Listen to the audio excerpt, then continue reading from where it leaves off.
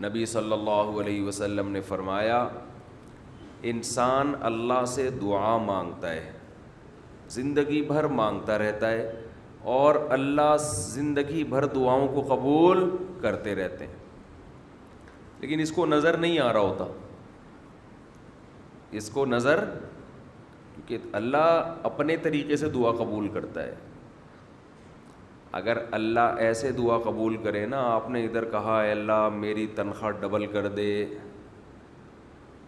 Office گئے باس نے کہا کہ جناب نئے وزیر اعظم نے جو اعلان کیا ہے اس کی منظوری ہو گئی، ٹھا ٹھا کر کے ایسے دعائیں قبول ہونا شروع ہو جائیں، تو غیب پر ایمان ختم، پھر تو دعا کی ترغیب دینے کی ضرورت ہی نہیں رہے گی، سب لوگ مصلی لے کے مسجد میں آ جائیں گے، سارا دن دعائیں مانگتے رہیں گے کہ اللہ سے جو مانگو ملتا ہے، خربوزہ مانگو خربوزہ ملتا ہے، تربوز مانگو تربوز ملتا ہے، افطاری میں پکوڑے مانگو پکوڑے ملتے ہیں، سموسے مانگو، بھوک لگ رہی ہے کیا کریں، سموسے ملتے ہیں، جو مانگو وہ ملتا ہے۔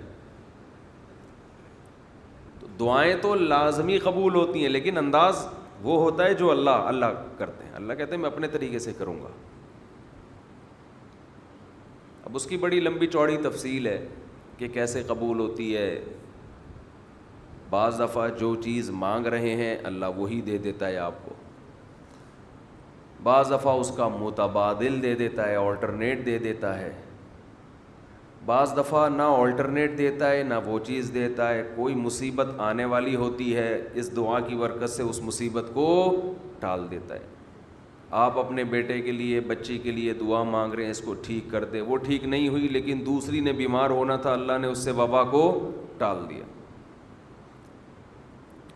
تو جن کا غیب پر ایمان ہوتا ہے وہ تو مانگتے ہیں، اللہ سے مانگتے ہیں، وہ پتہ ہے بھائی یہ ہو نہیں سکتا کہ جس خدا نے کہا ہے کہ میرے سامنے ہاتھ اٹھاؤ، حدیث میں آتا ہے اللہ میں اتنی غیرت ہے کہ جب کوئی اللہ کے سامنے ہاتھ اٹھا کے مانگتا ہے تو اللہ کو خالی ہاتھ لوٹاتے ہوئے حیا آتی ہے۔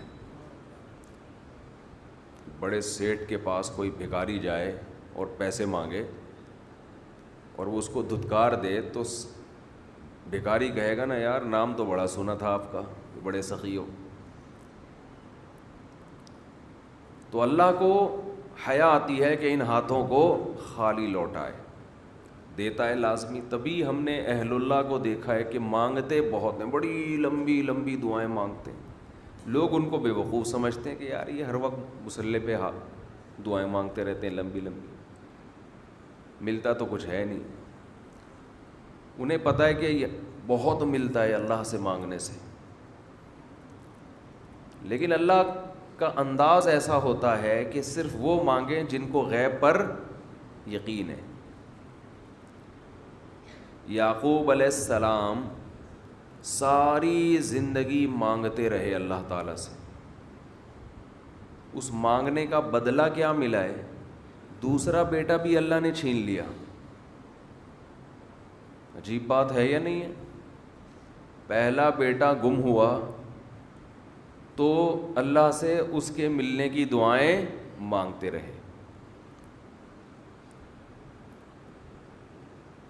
دعا کیا قبول ہو رہی ہے؟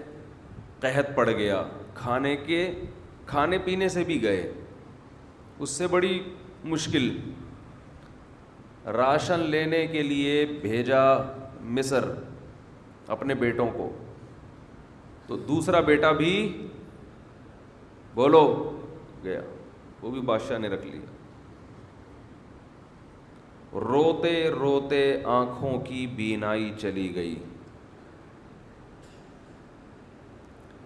آپ کی اولادیں آپ سے کیا کہنے لگیں؟ تاللہ تفتأ تذکر یوسف، اللہ کی قسم آپ یوسف کو ابھی تک یاد رکھا ہوا ہے، حتیٰ تکون حرضا او تکون من الہالکین، آپ کی جان نہ چلی جائے۔ تو زبان سے یہ نہیں کہا کہ میں اللہ سے مانگ مانگ کے تھک گیا ہوں لیکن اللہ دینے کے لیے تیار نہیں ہے، میرا تو دوسرا بیٹا بھی گیا۔ جب دوسرا بیٹا بھی گیا ہے نا، اس وقت یہ الفاظ کہیں کہ آنکھوں کی بینائی چلی گئی تو گھر والے کہنے لگے کیا آپ کو ابھی تک یاد ہے؟ کچھ چیزیں غیر اختیاری ہوتی ہیں، اپنے اختیار سے غم کو سوچنا یہ شریعت میں جائز نہیں ہے، لیکن کچھ چیزیں انسان کے اختیار میں نہیں ہوتی۔ وہ غم جو آپ کے اختیار میں نہیں ہے اس پہ آپ کو گناہ نہیں ملتا، بلکہ صبر پہ ثواب ملتا ہے۔ شریعت میں حکم یہ ہے کہ غم کو بھول جاؤ، اس کو ایک ہی چیز کو لے کے مت بیٹھے رہو۔ لیکن حضرت یعقوب علیہ السلام کو اپنے بیٹے سے اتنی محبت، ظاہر ہے اس بیٹے میں بہت ساری خصوصیات تھیں، وہ جانتے تھے کہ اللہ ان کو پیغمبر بنائے گا، کہ اتنے عرصے کے بعد بھی آپ کے دل سے غم نہیں نکلا، لیکن اس غم کو لے کر زندگی گزار دی، کسی کے سامنے اللہ کی شکایت نہیں کی کہ میرے ساتھ کیا ہو رہا ہے۔ اور دعا قبول کیسے ہو رہی ہے کہ دوسرا بیٹا بھی گیا، بیٹوں نے آ کے بتایا کہ آپ کے بیٹے نے چوری کی تھی جس کی وجہ سے بادشاہ نے اس کو رکھ لیا۔ قال بل سولت لکم انفسکم امرا، باپ نے کہا تم نے جیسے پہلے ایک کہانی گڑھی تھی دوبارہ سے ایک کہانی گڑھ لی ہے۔ حالانکہ اس دفعہ بیٹے سچ بول رہے تھے، چوری تو نہیں کی تھی لیکن الزام لگا تھا چوری کا۔ تو یعقوب علیہ السلام نے دوسرے بیٹے کے جانے پہ ایک لفظ ناشکری کا زبان سے نہیں نکالا، بلکہ کیا کہا؟ انما اشکو بثی وحزنی الی اللہ وَأَعْلَمُ مِنَ اللَّهِ مَا لَا تَعْلَمُونَ، میں اپنا غم تمہارے سامنے بیان نہیں کرتا، صرف اللہ کے سامنے بیان کرتا ہوں، اور اللہ کے بارے میں وہ کچھ جانتا ہوں جو تم نہیں جانتے۔ کیا مطلب؟ وہ مجھے تسلی دے رہا ہے، اس میں خیر ہوگی، ہمارا کام ہے مانگنا، ہم بھکاری ہیں۔ یہ تو ملحد اور خدا کے منکر لوگ ہیں جو مسلمانوں کا مذاق اڑاتے ہیں کہ یہ دعائیں مانگتے ہیں اور ان کو ملتا کچھ نہیں ہے۔ او بھائی ہمیں اس سے غرض ہی نہیں ہے کہ رب کیسے دے رہا ہے، ہمیں اس نے پابند بنا دیا مانگو، تو ہمیں اہل اللہ کو تو مزہ اس سے آتا ہے کہ اس نے ہمیں بول دیا مانگو، وہ اتنا بھی دے، مانگنا ہی ہمارے لیے سب کچھ ہے۔ تو میں جو بات عرض کر رہا تھا وہ یہ تھی کہ یعقوب علیہ السلام مانگتے رہے، پھر دوسرا بیٹا بھی چھن گیا، کوئی لفظ مایوسی کا زبان سے نہیں نکالا۔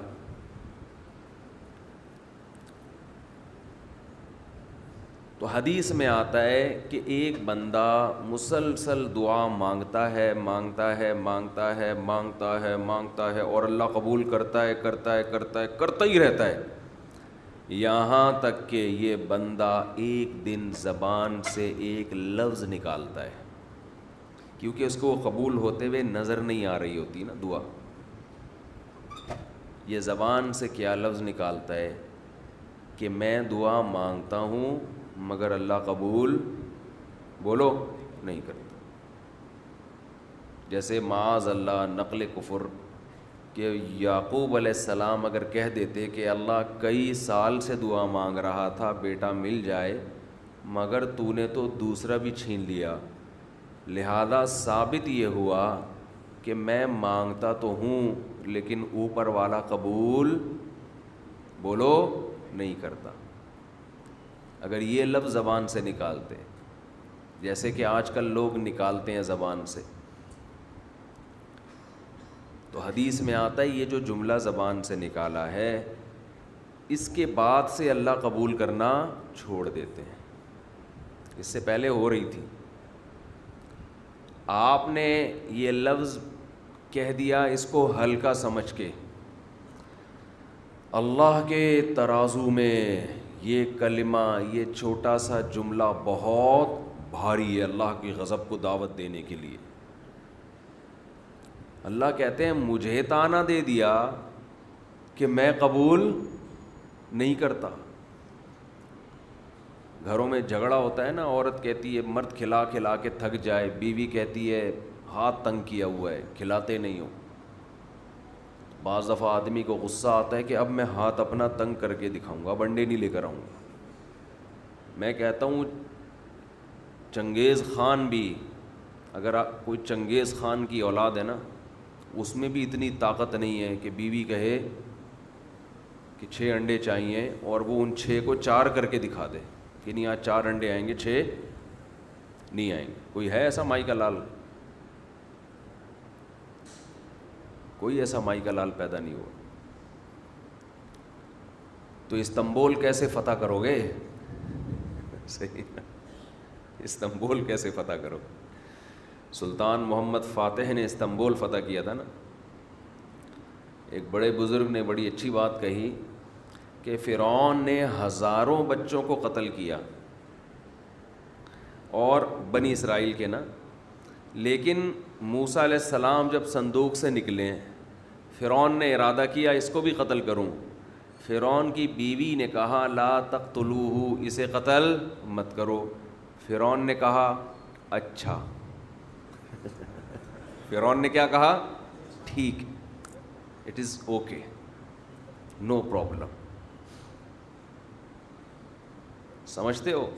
تو یہ ہمارے لیے بڑی تسلی کی بات ہے, یہ ہمارے لیے بڑی تسلی کی بات ہے کہ جب فرعون جیسا آدمی گھر میں فرعون نہیں تھا تو ہم اور آپ کس کھیت کی مولی ہیں یار.